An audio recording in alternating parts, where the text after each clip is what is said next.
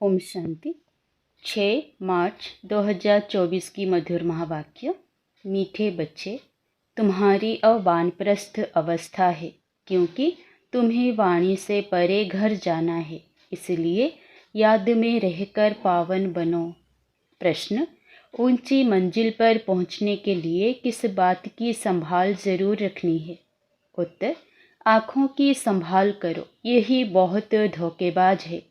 Criminal आंखें बहुत नुकसान करती है, इसलिए जितना हो सके अपने को आत्मा समझ बाप को याद करो।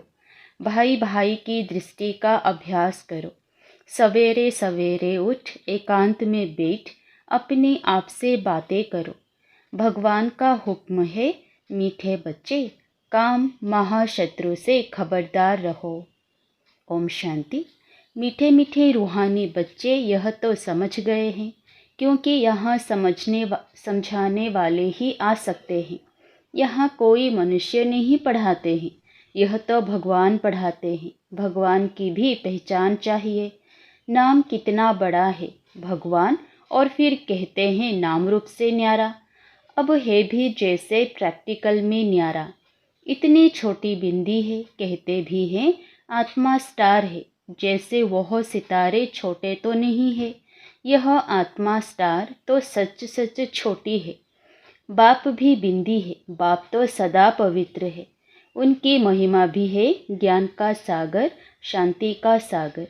इसमें मूंझने की कोई बात नहीं। मुख्य बात है पावन बनने की। विकार पर ही झगड़ा होता है। पावन बनने के लिए पतित पावन को बुलाते हैं, तो जरूर पावन बनना पड़े ना। इसमें मूंझना नहीं है। जो कुछ पास्ट हुआ, विघ्न आदि पड़े, नई बात नहीं है। अबलाओं पर अत्याचार होने हैं, और सत्संगों में यह बातें नहीं होती है। कहाँ भी हंगामा नहीं होता। यहाँ हंगामा खास इस बात पर ही होता है। बाप पावन बनाने आते हैं तो कितना हंगामा होता है। बाप बेट पढ़ाते हैं। बाप कहते हैं मैं आता भी वानप्रस्थ अवस्था में हूँ। वानप्रस्थ अवस्था का कायदा भी यहाँ से ही शुरू होता है। तो वानप्रस्थ अवस्था वाले जरूर वानप्रस्थ में ही रहेंगे। वाणी से परे जाने के लिए बाप को पूरा याद कर पवित्र बनना है। पवित्र बनने का तरीका तो एक ही है। वापस जाना है तो पवित्र जरूर बनना है। जाना तो सबको है, 2-4 को तो नहीं जाना है। सारी पतित दुनिया को बदलनी होना ही है। यह इस ड्रामा का किसी को भी पता नहीं है। सतयुग से कलयुग तक यह ड्रामा का चक्र है। बाप कहते हैं अपने को आत्मा समझ बाप को याद करना है और पावन भी जरूर बनना है। तब ही तुम शांति धाम और सुख धाम में जा सकेंगे। गायन भी है, गति सदगति दाता एक ही है। सतयुग में बहुत थोड़े होते हैं और पवित्र होते हैं। कलयुग में है अनेक धर्म और अपवित्र हो पड़ते हैं।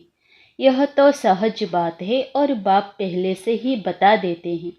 बाप तो जानते हैं कि हंगामा होगा जरूर। ना जाने तो युक्तियाँ क्यों रचे कि चिट्ठी ले आओ कि हमको ज्ञान अमृत पीने जाना है। जानते हैं यह झगड़ा होने की भी ड्रामा में नूंद है। आश्चर्यवत अच्छी तरह पहचान कर ज्ञान लेते, औरों को भी ज्ञान देते, फिर भी ओहो माया, उन्हों को तुम अपनी तरफ खींच लेती हो। यह सब ड्रामा में नूंद है। इस भावी को कोई टाल नहीं सकता है।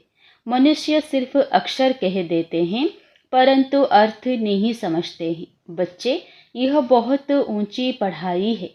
आंखें ऐसी धोखेबाज है, बात मत पूछो। तमो प्रधान दुनिया है।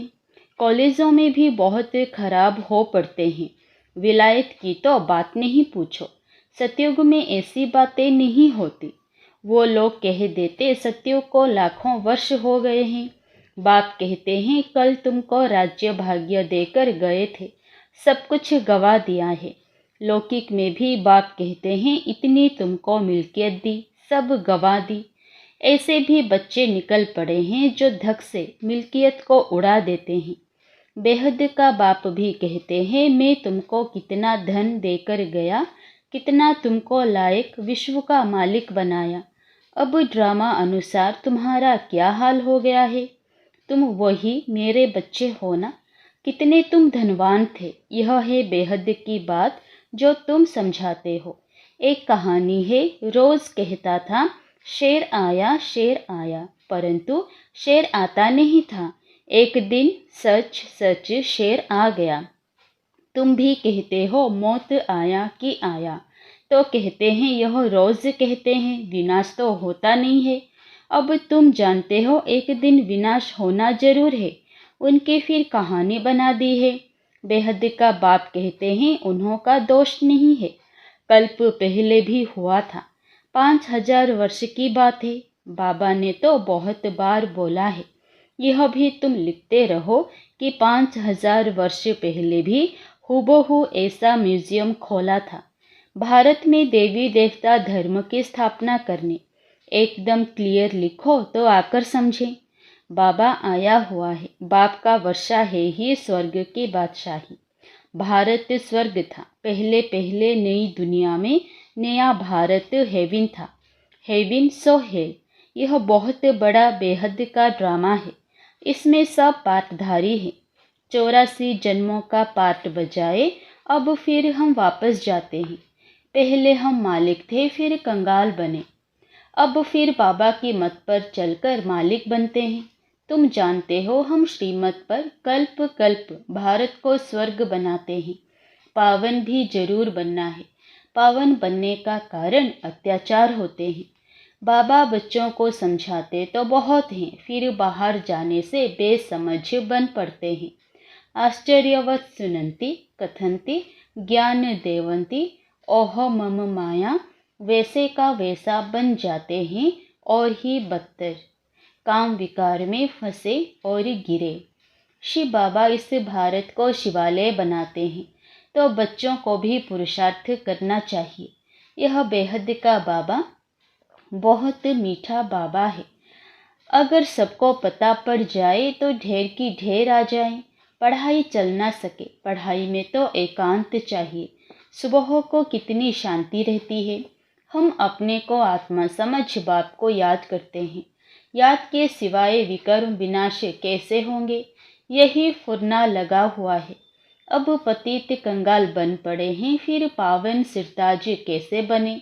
बाप तो बिल्कुल सहज बात समझाते हैं, हंगामा तो होगा, डरने की कोई बात नहीं। बाप तो बिल्कुल साधारण है, ड्रेस आदि सब वही है, कुछ भी फर्क नहीं। सन्यासी तो फिर भी घरबार छोड़ गेरू कफनी पहन लेते हैं, इनकी तो वही पहरवाइश है।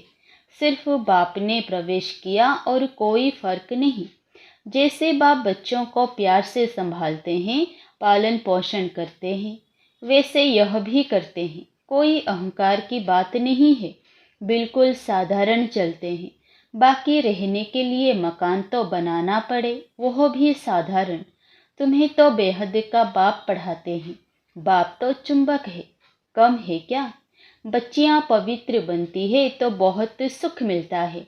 वह तो कह देते कोई शक्ति है, परंतु शक्ति किसको कहा जाता है वह भी समझते नहीं है। सर्वशक्तिमान बाप है, वह सबको ऐसा बनाते हैं, परंतु सब एक जैसे तो बन ना सके। फिर तो फीचर्स भी एक जैसे हो जाएं, पद भी एक हो जाए। यह तो ड्रामा बना हुआ है। 84 जन्मों में तुमको वही 84 फीचर्स मिलते हैं जो कल्प पहले मिले थे, वही फीचर्स मिलते रहेंगे। इसमें फर्क नहीं हो सकता। कितनी समझने और धारण करने की बातें हैं।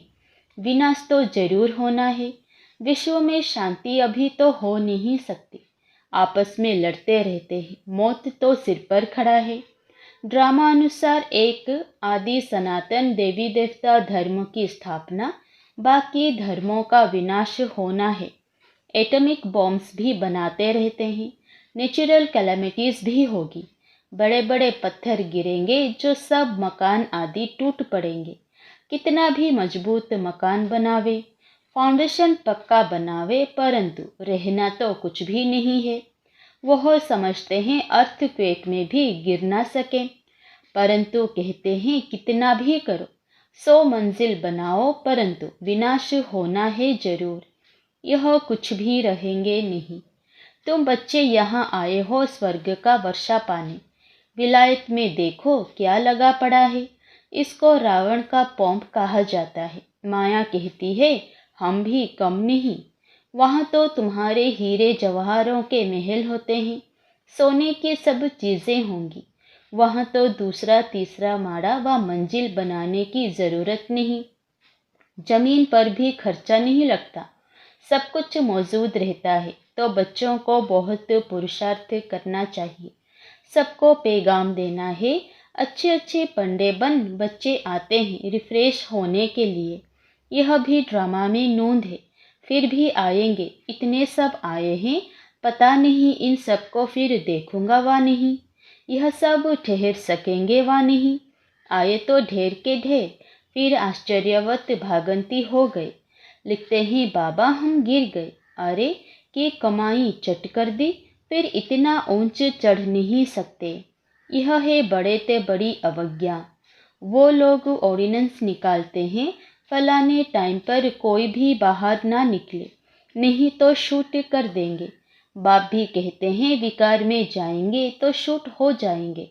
भगवान का हुक्म है ना, खबरदार रहना। आजकल गैस आदि की ऐसी चीज़ें निकाली है जो मनुष्य बैठे बैठे फट से खलास हो जाए। यह सब ड्रामा में नोंद है, क्योंकि पिछाड़ी में हॉस्पिटल आदि रहेंगे नहीं। झट आत्मा एक शरीर छोड़ दूसरा लेती है, दुख क्लेश आदि सब छूट जाता है। वहाँ क्लेश आदि होता ही नहीं, आत्मा स्वतंत्र है। जिस समय पर आयु पूरी होती है तो शरीर छोड़ देते हैं, वहाँ काल होता नहीं। रावण ही नहीं तो काल फिर कहाँ से आएगा। यह रावण के दूत हैं, भगवान के नहीं।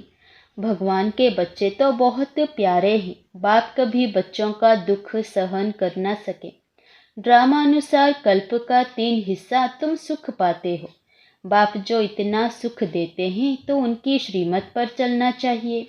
यह अंतिम जन्म है। बाप कहते हैं गृहस्थ व्यवहार में रहो, अंतिम जन्म में पवित्र बनना है। बाप की याद से ही विकर्म विनाश होंगे। जन्म जन्मांतर के पाप सिर पर हैं, तमो प्रधान से सतो प्रधान जरूर बनना है।